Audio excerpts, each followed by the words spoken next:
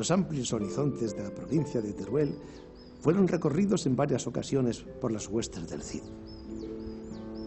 Primero como capitán general de las tropas del rey de Zaragoza, defendiendo la frontera sur de las tropas del rey moro de Albarracín. Después, ya como caballero en busca de fortuna, se asentó en estas tierras entre los años 1090-1092. En estos llanos del Jiloca, el Cid se enfrentó a las tropas de los reyes musulmanes de esta taifa, a quienes derrotó y sometió a parias. Desde aquí dominaba un amplio territorio. Valencia estaba ya a su alcance.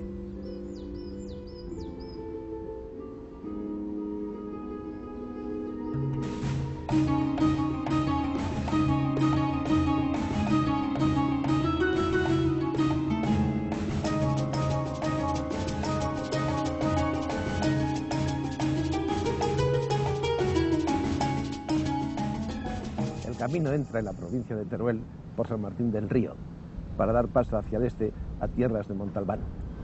Pero antes de recorrer esa comarca es preciso dirigirse al Poyo del Cid, donde Rodrigo estableció su cuartel general en tierras de Teruel. La misión estratégica del Cid no podía ser mejor, ¿no? Porque es un lugar magnífico, ¿no?, para dominar todo el territorio. Pues mira, estamos en lo alto del Cerro de San Esteban, sobre el Valle del Jiloca, y desde aquí el Cid controlaba las tierras de Molina de Aragón, más o menos a una jornada de camino, las tierras de Teruel al sur, las tierras de Montalbán, las tierras de Daroca atrás, a nuestra espalda. Estamos rodeados de todas las tierras que controló el Cid desde aquí, desde este Cerro de San Esteban. Este cerro estaría ya ocupado desde antes del Cid, ¿no?, porque es un sitio como para no desperdiciarlo. Estás apoyado en un muro que se construyó en la época del Cid, por las tropas del Cid en el siglo XI, en este gran torreón rectangular que luego está rodeado de un muro circular para el campamento cidiano. Pero efectivamente, todo ese muro, ¿no? Sí. Y este es el torreón del homenaje, la torre del homenaje del siglo XI. Pero toda la ladera de este cerro era una ciudad romana, se llamaba Leónica, estratégica, que controlaba también todo ese territorio. Y fíjate, cuando hemos estado subiendo por la ladera, me he encontrado una cerámica romana de esa ciudad. Esto que parece el cuello de una vasija. Es el cuello de una vasija. Sí, sí. Bueno, pues sigue tocando historia, siglos. Claro, el Cid aprovechó un lugar ya construido por los romanos. Estas piedras son reaprovechadas de la ciudad romana y con ellas se construyó este torreón del homenaje que habría que restaurar, había que limpiar. Pero fíjate el tamaño que tiene, ¿no? Un gran torreón en lo alto de este cerro dominando todo este paisaje. Es realmente un lugar de una estrategia, de una potencia extraordinaria. Porque aquí no había musulmanes que le pudieran hacer la competencia al Cid en este territorio. Las gentes de Albarracín, que estaban unos cuantos kilómetros al sur, pero nadie más, era una especie de territorio de tierra de nadie, ¿no?, entre dos reinos, entre Albarracín y Zaragoza. Era realmente un pequeño señorío que el rey de Albarracín pues dejó en manos del Cid durante una temporada.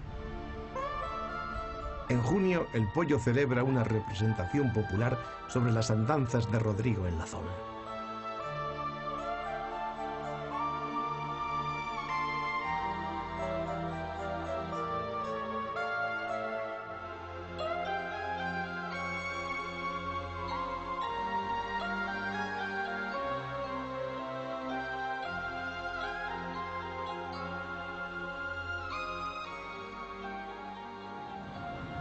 Desde el Poyo el Cid dominó un amplio territorio desde Molina, Daroca, Teruel y Montalbán. Según el cantar, allí aguardó la llegada de nuevos refuerzos para el asalto definitivo hacia Valencia. En el término de Monreal del Campo, unos pocos kilómetros al sur del Poyo, se produce un curioso fenómeno natural denominado los Ojos del Jiloca. En esta zona, punto de emergencia de aguas subterráneas, brotan varios manantiales conectados entre sí en forma de rosario y que constituyen el principal acuífero que alimenta al río Jiloca. Desde Monreal del Campo, un ramal del camino del Cid se adentra en tierras de Guadalajara hacia Molina.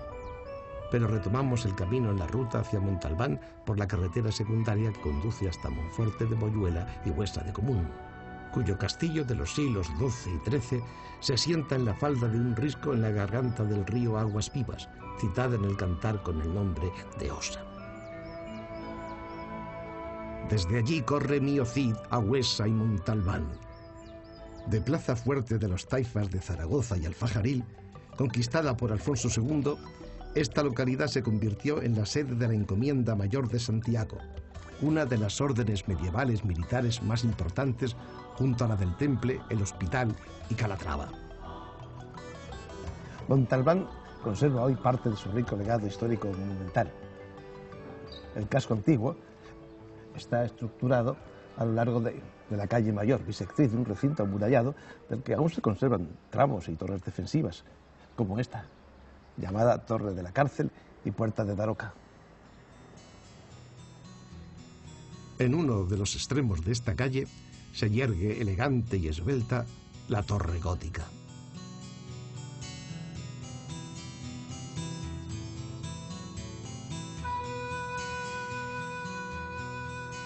Se pueden apreciar algunas mansiones solariegas con escudos heráldicos y puertas adoveladas en el extremo opuesto de la iglesia de Santiago, de estilo gótico mudéjar, erigida en tiempos de la encomienda santiaguista. El arte mudéjar se caracteriza por el uso de materiales de poco coste y abundantes en la zona, como la arcilla, el yeso o la madera, de los que se extraen todas sus posibilidades para crear un arte geométrico, cromático e imaginativo de gran elegancia y complejas trazas, a partir de la cerámica, el ladrillo, la yesería, la carpintería y la forja. Los mudéjares eran los musulmanes del Al-Ándalus que permanecieron en sus tierras tras la conquista por los reinos cristianos. Se les permitió seguir practicando su religión y mantener algunas de sus instituciones mediante el pago de tributos. Finalmente fueron obligados a utilizarse a comienzos del siglo XVI. Desde entonces se llamaron moriscos. La localidad de Peñas Royas, en la actualidad barrio del municipio de Montalbán, se encuentra junto al inicio de los cañones y gargantas del río Martín, cuando comienza su curso medio, mientras atraviesa el sistema ibérico hasta su desembocadura en el río Ebro.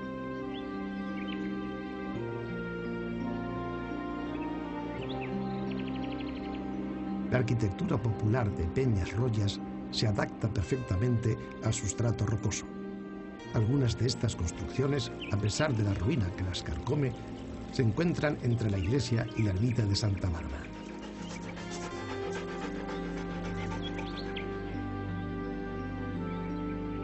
Abandonando el casco urbano, se sigue un sendero marcado que nos conduce por el medio de las eras a los Pozos Bolletes, lugar donde se encuentran grabados rupestres a escasos metros del río Martín. Las figuras representadas en la losa de los Pozos Bolletes pueden englobarse en lo que se llama comúnmente arte esquemático, aunque acusan cierta abstracción. El guía nos hace una descripción somera de estos grabados y nos explica su carácter ritual.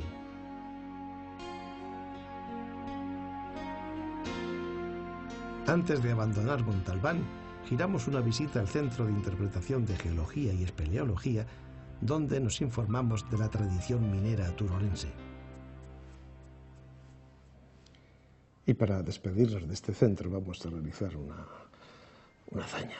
Vamos a bajar a una mina a 200 metros.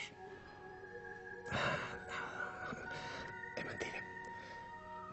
Pero gracias a un juego de espejos vamos a dar esa impresión. El recorrido entre Montalbán y Calamocha transcurre por pueblos y parajes de indudable encanto, como Martín del Río, en cuyo término nace el río Martín, en una zona abrupta y de atractivos paisajes. Desde Montalbán pueden realizarse itinerarios senderistas por el Parque Natural del río Martín. Camino de Albarracín, por donde continúa la ruta hacia el sur, ya en la serranía, se encuentran pueblos de gran atractivo, como Orihuela del Tremedal, cuyo santuario, según la leyenda, fue construido en este monte donde la Virgen se apareció a un pastor obrando el milagro de devolverle la mano que le faltaba. Y Bronchales, también en medio de sugestivos parajes y citado en el Cantar. Pasaron por Santa María y a Bronchales vinieron a albergar. Se refiere el poeta a la comitiva enviada por el Cid a San Pedro de Cardeña para recoger a Jimena y a sus hijas y conducirlas a Valencia. Bronchales pertenecía a la taifa de Zaragoza, donde gobernaba Benir Racín. En el Cantar, Albarracín es para el Cid, sus compañeros y parientes, un lugar neutral de paso entre Valencia y Castilla. Esta preciosa ciudad, encaramada en lo alto de un espolón rocoso, se llamó Santa María de Oriente. Fue capital de un reino musulmán y ha sido considerada como una de las ciudades más bellas de España. Históricamente, las relaciones entre el Cid e Ibn Racín, o Abu Marwan, señor de Albarracín, no fueron tan pacíficas, ya que en 1093 el alcaide musulmán rompió el tratado de vasallaje acordado varios años antes con el Cid, por el que debía pagarle 10.000 maravedíes en nombre del rey de Castilla. En represalia, el Cid lanzó un ataque por tierras de Albarracín, sufriendo en una de las escaramuzas al lado de la ciudad un lanzazo en el cuello que a punto estuvo de costarle la vida. La ciudad de Albarracín ofrece al visitante un conjunto armónico muy bien restaurado. Construida sobre rocas escarpadas, su centro es la Plaza Mayor, de donde parten estrechas y empinadas callejuelas medievales que se van upando hacia lo alto. Cada rincón es un asombro para el visitante y cada palacio, casona o edificio popular constituye un milagro de equilibrio y armonía visual y arquitectónica. La Casa de la Brigadora, hoy un hotel, así como otras casas palacio y la iglesia de Santa María, que dio nombre cristiano a la antigua taifa musulmana, son hitos notorios en el horizonte urbano, dominado por la alcazaba musulmana, más tarde castillo cristiano.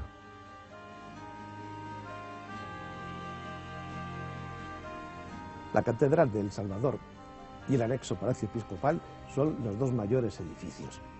Erigida a comienzos del siglo XIII, la catedral fue reformada en 1395 y prácticamente reconstruida en su totalidad hacia 1532 según los cánones renacentistas. Custodia uno de los mayores archivos musicales de canto gregoriano del país.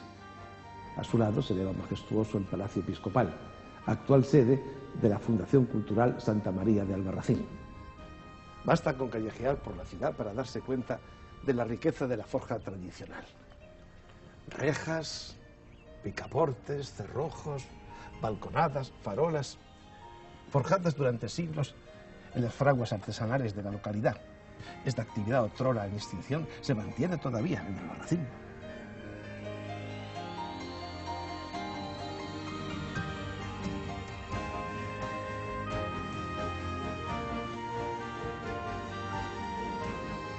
Entre Albarracín y Teruel está Cella.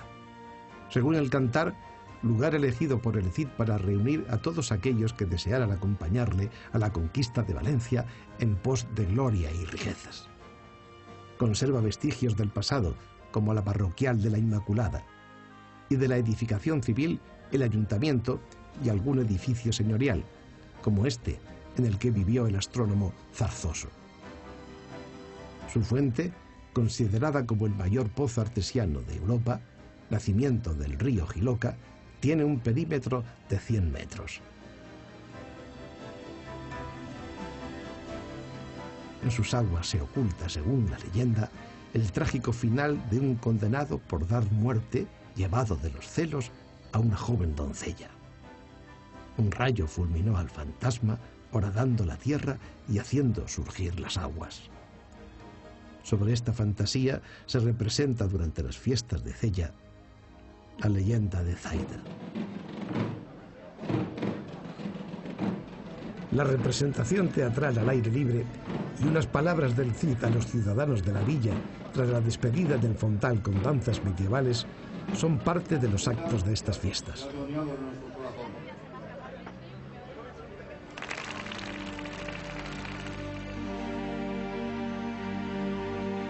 Desde Cella, el camino del Cid se dirige a Teruel. Erigida en lo alto de un espolón, la capital turolense es la más joven de las 3 cabeceras provinciales aragonesas, ya que su nacimiento hay que datarlo durante la Reconquista. Hasta entonces fue una modesta aldea musulmana. Sus más directos herederos, los mudéjares, escribían en ladrillo la más hermosa página de la historia turolense. Su legado lo constituye el conjunto de sus torres: El Salvador, San Martín, San Pedro y la torre de la catedral. La catedral, erigida hacia 1275, guarda en su interior lo que conocemos como la Capilla Sistina del arte mudéjar, patrimonio de la humanidad, el más importante de la España medieval, tanto por su extensión como por la calidad de su técnica y sus motivos decorativos. Todo aparece enmarcado en pura geometría. La decoración floral y las figuras humanas, los animales aislados o en grupo, con gran exhibición heráldica, son un vivo documento donde palpita la atmósfera mágica de la Edad Media. La escasa documentación que exhiben los expertos impiden el difícil estudio de esta obra, de cuyos autores no se tiene información fidedigna.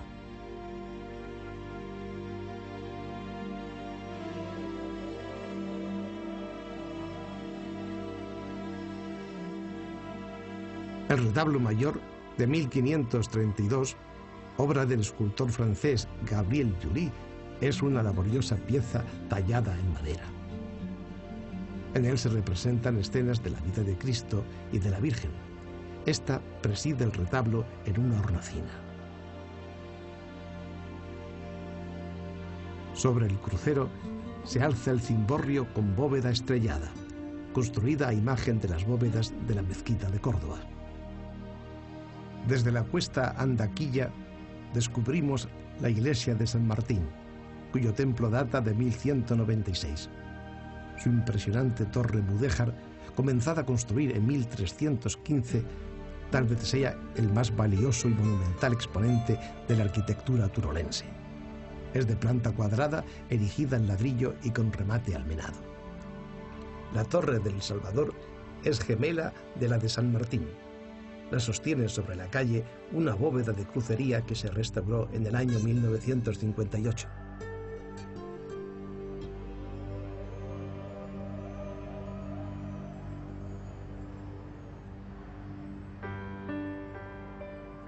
La Torre del Salvador, de más tardía construcción, principios del siglo XIV, recoge y desarrolla los elementos característicos de la arquitectura de la época. Arcos mistilíneos, paños de sebca, arte de almohade, cerámica. La cerámica vidriada hace que la torre culmine en un amplio abanico de visiones según se suceden los momentos del día o de la noche. Cuenta la leyenda que cuando se convocó concurso para la realización de las torres de San Martín y San Salvador, pues concurrieron a ella Omar y Abdalá, buenos amigos. Ambos ganaron los concursos. Y un día paseando, pues conocieron a la bella Zoraida, de la cual se quedaron enamorados. Fueron a pedir su mano. Y el padre de Zoraida, indeciso entre los dos pretendientes, decidió que otorgaría la mano a aquel que antes terminase la torre. El primero en terminar fue Omar, pero al quitar los andamios se dio cuenta de que su torre había quedado un poquito torcida, inclinada. Y entonces a aquel hombre aquello le pareció que era un fracaso y que no pudo soportar. Se subió a la torre y se tiró. Pues a los pocos días, Abdalá conseguía la mano de la bella Zoraida. Qué curioso, ¿no? Otra leyenda en Teruel, donde aparece una mujer, dos pretendientes y la muerte que aparece para resolver el problema.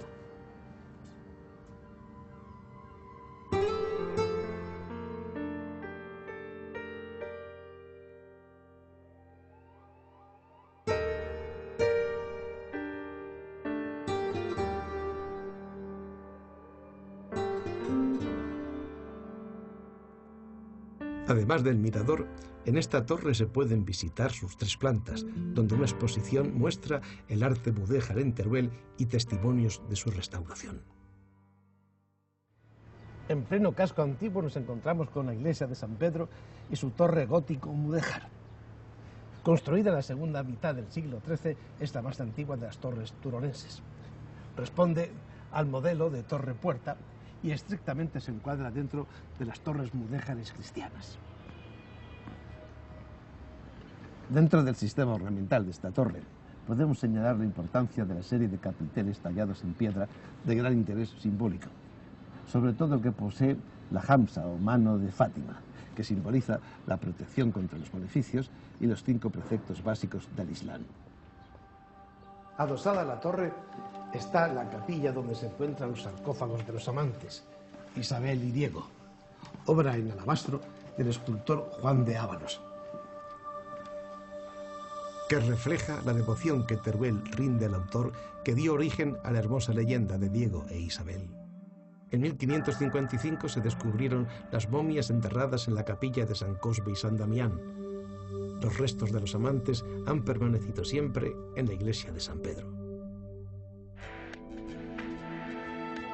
El fin de semana más próximo a San Valentín, los turolenses recrean por el casco histórico la historia de los amantes en escenarios naturales, transformándose en habitantes medievales. Las calles se llenan de puestos callejeros y grupos de personajes que recuerdan pasajes de oficios e instituciones. Desde los restos de muralla que rodeaban la ciudad, nos encontramos con los torreones, la casa de la comunidad y el palacio episcopal, o los conventos de Santa Teresa y las Clarisas, las puertas de acceso que aún se conservan, los portales de la Andaquilla, Daroca, San Miguelo de la Traición y junto a este el acueducto de los Arcos, obra renacentista, considerada como la más importante de España, realizada por el arquitecto e ingeniero francés Pierre Vedel a mediados del siglo XVI. Nuestro desplazamiento por Teruel nos lleva a visitar el neomudéjar representado por la portada meridional de la catedral, la plaza de toros y la escalinata del paseo del Óvalo.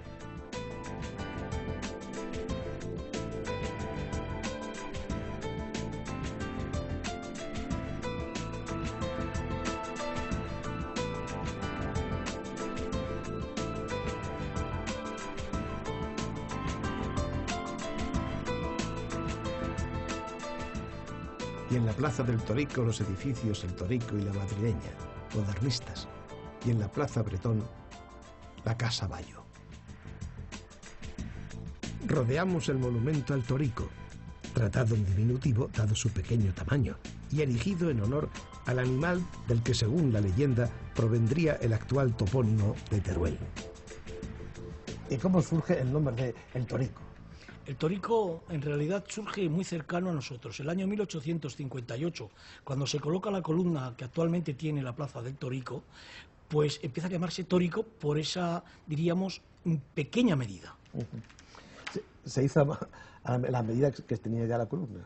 Sí, se adaptó lógicamente a una columna que se levantó en esa época, que fue continuación de una fuente que ya estaba desde el siglo XVI, unos metros más arriba de la actual columna. Pero esa columna no viene de otro sitio, sino que se pensó así, ese monumento. Se pensó así. Yo siempre he pensado que esa columna se trajo de algún sitio, se puso ahí, y luego se dijo, hay que poner un torito pequeñito, y se puso esa. Había que adaptarlo a la columna. Y además era un poco el esquema de los 4 toros que había en una fuente desde el siglo XVI, unos metros más arriba de esa actual columna. Pero el nombre de toro, el toro está vinculado a Teruel desde sus orígenes. Sí, desde la fundación, desde la llegada de Alfonso II en 1170, porque antes se llama Tirgual. Y también hay alguna documentación que habla Torbat, pero el nombre surge en 1170 por el tema del toro que va recorriendo desde la muela hasta el lugar en que se pare, que piden los adalides a Alfonso II para fundar una ciudad. A la vez que va corriendo el toro, le va acompañando sobre su testuz una estrella, y cuando se para el toro en esta zona más alta, 915 metros, allí fundan la ciudad y unen la estrella con el toro y Toroel, la estrella Tuel y Teruel. Y antes incluso con el río Turia. También antes los fenicios dicen, la tradición no muy científica, que suben desde Valencia por el río y llegan aquí y dicen, este es el río Turia, el río de los toros, por la gran cantidad de toros que había ya en esta zona. Y de ahí se llama el río Turia la zona de los toros. Bien, quedamos ampliamente informados del origen de Teruel. Muchas gracias. A vosotros. Visitamos el Museo Provincial, situado en lo que fue sede de la Comunidad de Teruel, uno de los palacios más bellos de la ciudad. alberga importantes colecciones arqueológicas de las poblaciones antiguas de Teruel. La prehistoria, la Edad Media, colecciones de cultura ibérica y etnografía, y una importante colección de arte contemporáneo y exposiciones.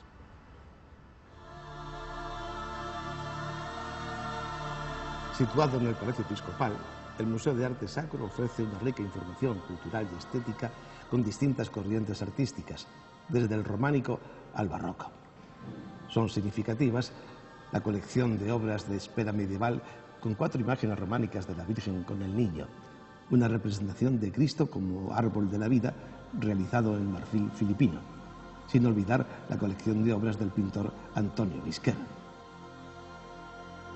La ciudad de Teruel ofrece un aspecto riquísimo para la paleontología.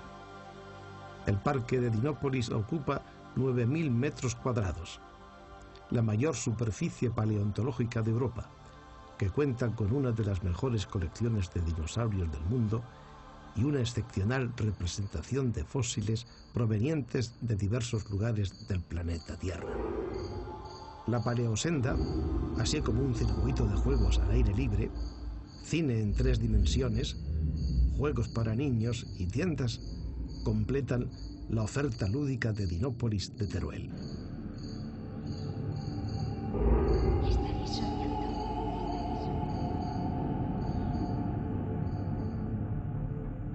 El jamón turolense protegido por la denominación de origen, la longaniza y otros derivados del cerdo constituyen los ingredientes básicos de la cocina tradicional de Teruel, junto con los asados y las sopas de ajo, las migas y muy especialmente las magras con tomate. Nos despedimos de Teruel no sin antes admirar el esplendor de sus monumentos y calles iluminadas, testimonio de una ciudad rica por su pasado histórico-cultural y rica por su moderna proyección presente.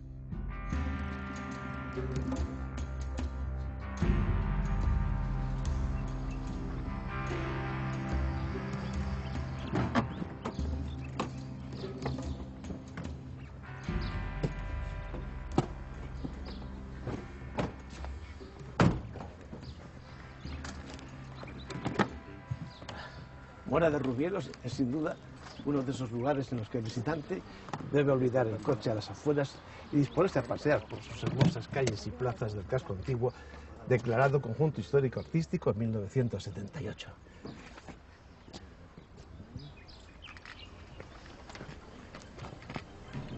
La villa conserva parte de sus murallas, torreones y 3 de sus puertas de acceso, la de la plaza, la de los olmos y la de las monjas, esta recoleta plaza en la que nos encontramos. Sus calles están jalonadas de casas renacentistas blasonadas que se ubican en torno a la Plaza Mayor y al Ayuntamiento, de estilo herreriano. La calle de las 4 esquinas y la de las Parras comunican con el centro urbano, donde en su parte más elevada se sitúan juntas el castillo de los Fernández de Heredia y la excolegiata de Santa María, otro símbolo del poder y la pujanza económica del señorío de Mora en la Baja Edad Media.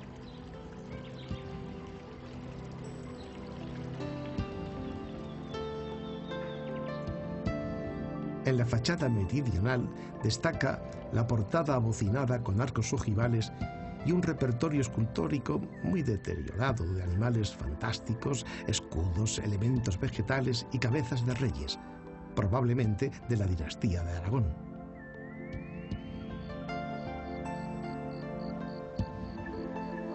A partir del siglo VIII, Mora de Rubielos fue una importante plaza musulmana reconquistada por el aragonés Alfonso II hacia 1171. La presencia de los almohades en el reino de Valencia hizo que esta villa y su inexpugnable castillo se convirtiera en estratégica avanzadilla de los cristianos en el año 1204. En la mitad del siglo XIV, acabó en manos de los Fernández de Heredia, cuyo linaje ostentó el señorío sobre villa y castillo durante años.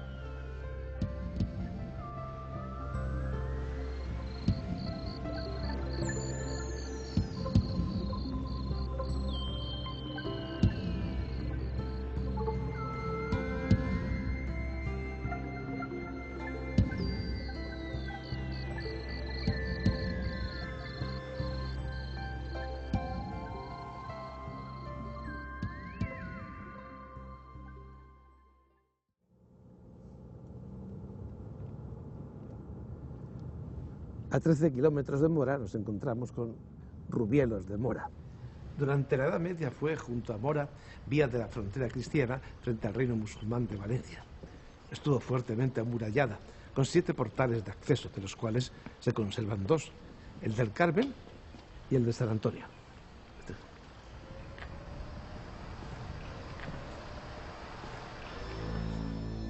En nuestro paseo por la localidad, la arquitectura civil depara algunos palacios renacentistas que se identifican por sus viejos blasones. Son hermosas casas renacentistas de recia sillería y labrados aleros en torno a la Plaza Mayor. Como curiosidad, las alegorías de forja en las farolas relacionadas con las calles en las que están instaladas. Del ayuntamiento, construido en el siglo XVI de fábrica renacentista, no conviene dejarse seducir únicamente por su pórtico y pasar al patio interior porticado para poder admirar la belleza de esta estancia típicamente renacentista. El caserío se concentra en torno a la iglesia de Santa María la Mayor, de inconfundible estilo barroco.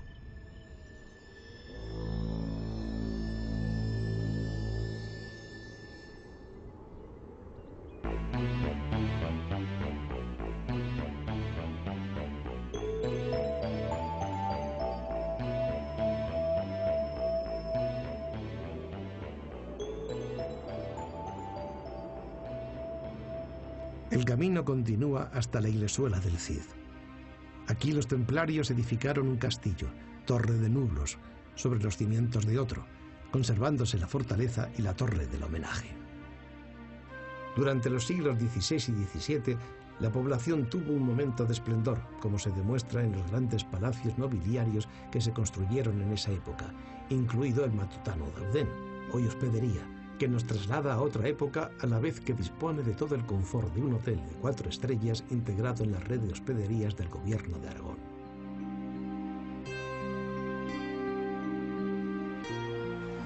A 3 kilómetros del casco urbano se encuentra la ermita del Cid.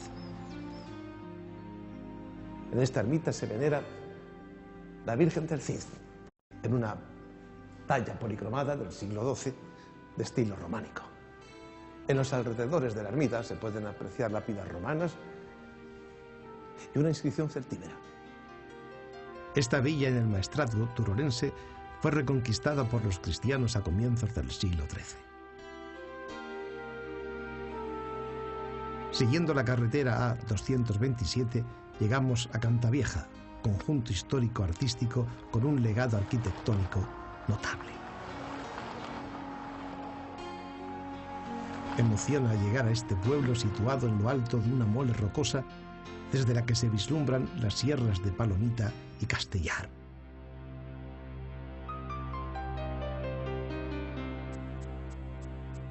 La Tarayuela, a casi 1800 metros de altitud, es una atalaya incomparable para admirar el paisaje y los buitres que planean por los alrededores. Su plaza mayor, una de las más bellas de Aragón, está porticada en 3 de sus lados. En ella se encuentran los edificios más relevantes, el ayuntamiento gótico del siglo XV y la iglesia de la Asunción del siglo XVIII, cuya torre campanario es la mejor muestra de la arquitectura barroca. Subiendo por la calle Mayor, jalonada de casas nobles y bellos edificios de arquitectura popular, entramos al casco antiguo a través del portal de San Miguel. La carretera A226 une Cantavieja con Mirambel, villa de suelo empedrado y pasado templario. Entramos por el portal de las monjas agustinas, antes de enfilar la rectilínea calle Mayor. Su muralla, iniciada en el siglo XIII, es la mejor conservada de toda la comarca, y sus palacios se mantienen casi inalterados desde hace siglos, con amplios balcones de hierro forjado y fachadas con blasones, como el Palacio de los Aliaga y el de los Castellot.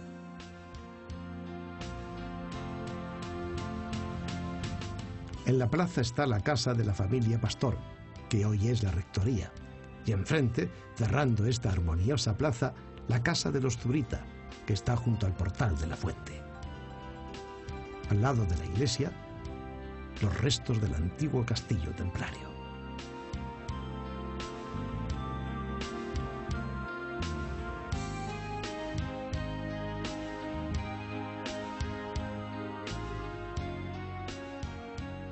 Antes de trasladarnos a Alcañiz, nos dirigimos al Pinar de Tébar, donde tuvo lugar la victoria más grande del Cid frente a un ejército cristiano. El Cantar narra la famosa batalla del Pinar de Tébar. El Pinar de Tébar está a mis espaldas. En estas montañas, en estos cerros, tuvo lugar esa batalla, entre las localidades turolenses de Monroyo y Peñarroya de Talstavís.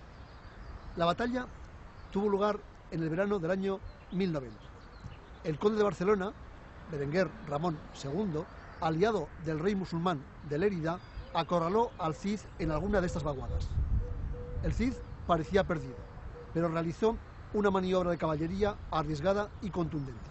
En la batalla, el conde de Barcelona perdió su espada, la espada colada, que se valoró en 1000 marcos de plata.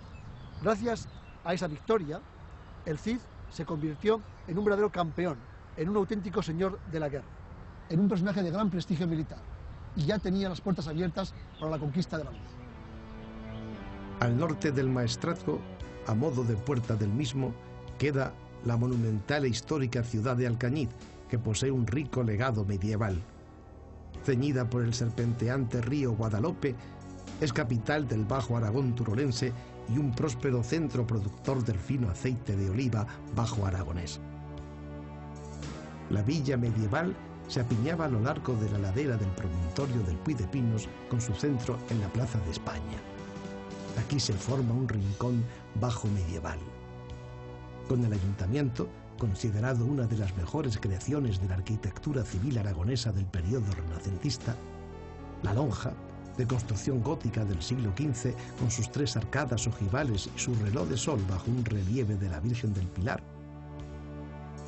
la colegiata de Santa María la Mayor, cuya construcción iniciara Miguel de Aguas en 1736, monumental por sus dimensiones y meticulosa por su ornamentación. El templo tiene una planta rectangular con torres a los lados y un campanario gótico del templo anterior.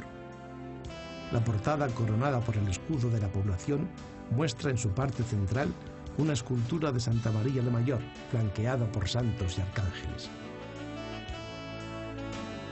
En pleno centro histórico encontramos la iglesia del Carmen del siglo XVII.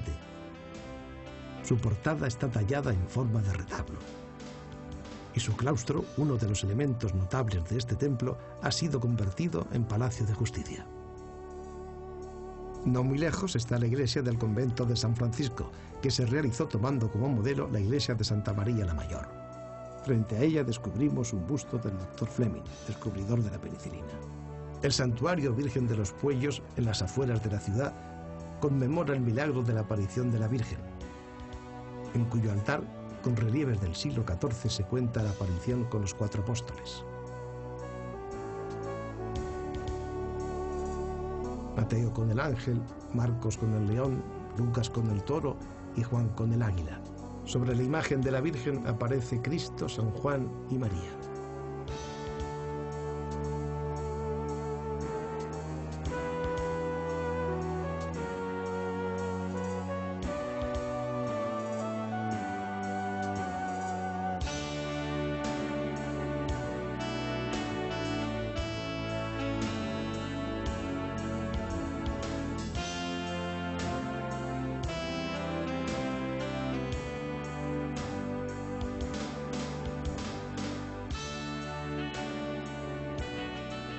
El castillo Calatrava, situado en la cima del cerro de Puy Pinos, es uno de los emblemas de la ciudad de Alcañiz y testigo silencioso de los avatares y contiendas que aquí se sucedieron. Este castillo ha sido cárcel, cuartel, palacio, cementerio, residencia y actualmente parador nacional. Se divide en 2. En la zona medieval, la torre del homenaje, el claustro, la iglesia, la portada románica y el Palacio Aragonés, de fachada calavista y torres del siglo XVIII. Este parador conserva en su zona medieval un conjunto de pinturas murales del siglo XIV, consideradas de las más importantes de Aragón. Laura, amable guía del castillo, nos ilustra sobre ellas. Aquí, en esta sala, en la planta noble de la Torre del Homenaje, vamos a ver la entrada triunfal del rey Jaime I en la ciudad de Valencia, una ciudad que acaba de reconquistar su ejército. Bueno, Valencia, porque está ese castillito ahí, suponemos que es Valencia. Sí, sería la ciudad amurallada donde ya ondean los estandartes cristianos. ¿Y por qué esta pintura de Jaime conquistando Valencia aquí en este Bueno, pues castillo? las crónicas de dicho rey recogen que en el año 1232 Jaime I estuvo aquí en Alcañiz, en el castillo, entablando negociaciones con la Orden de Calatrava. Entonces las pinturas que vamos a encontrar aquí homenajean a dicho rey. Porque el castillo pertenecía a la Orden Sí, de Calatrava. habitaba la Orden de Calatrava, el castillo. En este otro arco, Vamos a poder observar también al ejército cristiano encabezado por el rey. Sería Jaime I el Conquistador, tal como nos lo indican las barras rojas y el cetro que llevaría en el hombro derecho. este otro con figuritas. Sí, este otro es bastante más curioso. Sería un mensario, un calendario que recoge los 12 meses del año a través de las labores más representativas de cada mes. El calendario comenzaría por aquel lado, con enero, febrero y marzo que se han perdido. Abril sería la llegada de la primavera, mayo la caza, junio la siega, julio el apaleo del grano, en agosto se preparan los barriles para luego en septiembre recoger la uva y vendimiar. En octubre el arado de la tierra con los caballos, en noviembre la matanza del cerdo y en diciembre el banquete final de año en recompensa a todo el trabajo realizado. Qué interesante. Muchas gracias, Laura. Nada, de nada. Accedemos a la planta baja por el gran patio central del castillo. Aquí predomina la temática religiosa. La pasión de Cristo, la crucifixión, la Santa Cena y en la pared de acceso a la capilla, el juicio final. También podemos ver en esta planta de la Torre del Homenaje pinturas que desarrollan combates entre musulmanes y cristianos. Y en los ángulos de la bóveda, figuras curiosas, como esta sacando la lengua en gesto burlesco. El castillo, sus pinturas, el parador que aquí se levanta y el paisaje que se contempla desde lo alto invitan a una visita sosegada y detenida.